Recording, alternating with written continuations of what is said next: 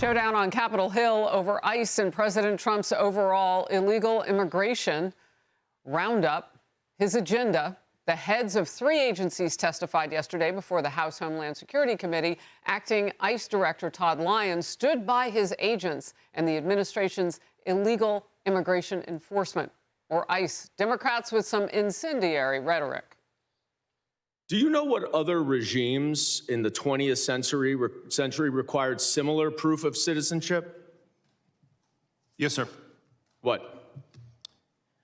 Sir, there was various nefarious regimes that did that. Is Nazi Germany one?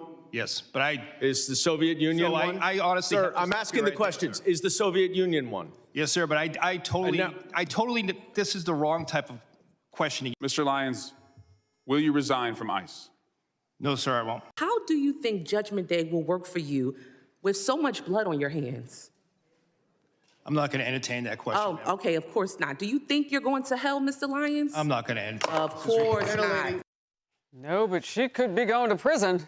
You probably recognize her. Congresswoman LaMonica McIver, drawing a lot of reaction on our own Bill Maloogian, posting, "You could hear groans from the audience inside that room." Other critics called her comments unhinged, a total meltdown, and deranged. Now, here's how you know her. McIver is currently facing a 3-count federal indictment. She's charged with assaulting law enforcement officers when she tried to enter an ICE detention facility in New Jersey last spring. Attorney General Pam Bondi speaking to the House Judiciary Committee earlier and criticizing Democrats for continuing to use reckless rhetoric like that. Meanwhile, a few elected officials have declared that they are, quote, at war with the federal government and encouraged widespread obstruction of law enforcement. Citizens and law enforcement officers have both been endangered by reckless rhetoric. We have made dozens of arrests in and around Minneapolis so far, and many of them could have been avoided by simple compliance with federal law. Louisiana Republican Senator John Kennedy serves on the Judiciary and Budget Committees. Great to have you, Senator. So just your response to what we saw from McIver and some of the others in the room, but particularly her. Well, I watched some of the hearing yesterday. It reminded me of the game room in a mental hospital. This is not complicated. Illegal immigration is illegal. If no one is above the law, then how come people in our country illegally are? They're not. I support enforcing our immigration laws. I think most Americans do. Now, how you enforce those laws matters. They have to be enforced in accordance with equal protection, Harris, due process, and the reasonable suspicion standards set forth in Terry v. Ohio, a Supreme Court case. Now, you have the right to protest. I've seen some of the protesters. I know some of them are deeply weird. Some of them give off this, I don't know, I've got a freezer full of body parts in my basement vibe, but that's not against the law. You can be deeply weird in America. You can protest. What you can't do is protest violently. That, too, is against the law. And if you protest violently and act like a butthead and try to interfere with a cop, it's not going to end well. Even your Cocker Spaniel knows that. Here's a tip.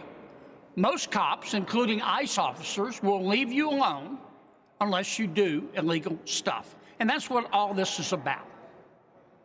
Well, look, ICE is now dropping the hammer on Minnesota agitators, shadowing and tracking agents on the streets, stalking them. Agents are now detaining and arresting following agents in their cars during federal immigration enforcement operations. So if you're doing that, you're in trouble. And they're making the arrests under Title 18, Section 111 of the U.S. Code. It clearly prohibits citizens from interfering with a federal officer conducting official duties. So look, the question has always been, would the local law enforcement step in to help? And, you know, at least we're seeing now some cooperation through the governor of Minnesota, not so much Mayor Jacob Frey, because he said he won't. But this is an interesting juxtaposition to where we were. Your take on it? Well, Tom Homan has done a good job of calming things down. I'm a big Tom Homan fan. Number two, it's better in Minnesota, but it's not well. A big part of the problem, and the reason we have to send in so many ICE agents, is because we get no cooperation from state and local cops because the politicians won't let them. And so we have to send in extra ICE officers to watch and protect the ICE officers who are actually arresting the illegal immigrants with a criminal record. And it would, look, I think sanctuary cities are illegal, but we've got a bill to put belt and suspenders on that proposition. And we're going to try to pass it in the United States Senate. Don't know if we'll get any Democratic votes, but we're sure going to try. Well, time, of course, is now running out again for Congress to avoid a DHS shutdown. Democrats digging in again with their demands to curb the department by restricting ICE operations. And Senate Dems are currently locked in negotiations with the White House. Republicans are warning the effects of even this partial shutdown. They could be very painful and dangerous. Let's watch this together. Coast Guard doesn't get funded, TSA doesn't get funded, FEMA doesn't get funded. So if you're in an area like in my state, we had terrible tornadoes, we're due for a whole bunch of FEMA relief, none of it will come.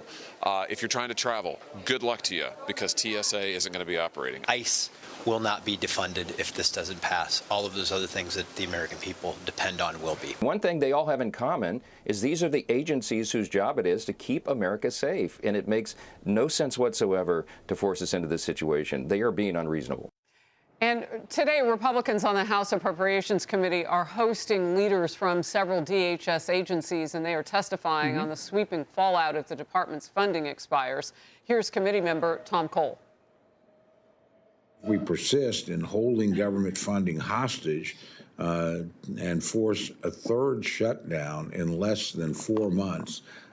It'll be a dramatic mistake and will put our national security at risk. The appropriations process shouldn't be used as a proxy for other policy disputes. Discussions on reforms, oversight, and accountability across government can happen without leveraging the funding of agencies as collateral.